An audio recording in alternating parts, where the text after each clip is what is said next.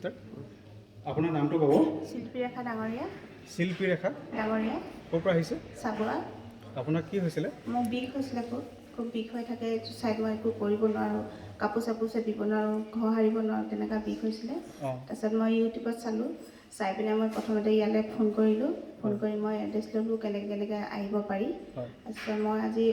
মই অহা দিনটো মোৰ মনত নাই মানুহজনৰ লগত মই আহিলোঁ আহি পেলাই ইয়াত প্ৰাৰ্থনা কৰিলোঁ মই বহিব নোৱাৰিছিলোঁ তলত তাৰপিছত মই যেতিয়া ইয়াত প্ৰাৰ্থনা কৰিবলৈ সোমালোঁ লেবেটকাই বহিলোঁ যে মই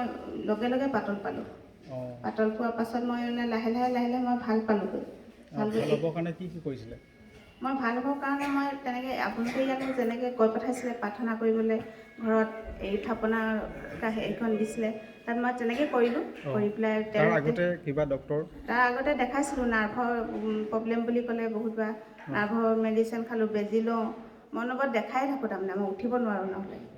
তেনেকৈ সেইটো কাৰণে মানে মই দেখুৱাই থকা হয় কিন্তু ইয়ালৈ আহি মই এতিয়া বৰ্তমান মই একো কৰা নাই কেতিয়াবা মোৰ মাজে মাজে হয় অলপ এই গাঁঠিটোত বিষ হয় এনেকুৱা জেগাবোৰত গাঁঠিবোৰত বিষ হয় তাৰপৰা হয় মাজে মাজে কিন্তু আগতকৈ মোৰ বহুতখিনি মই পাতল তাৰমানে বহুত আৰাম পালোঁ ধন্যবাদ হয় থেংক ইউ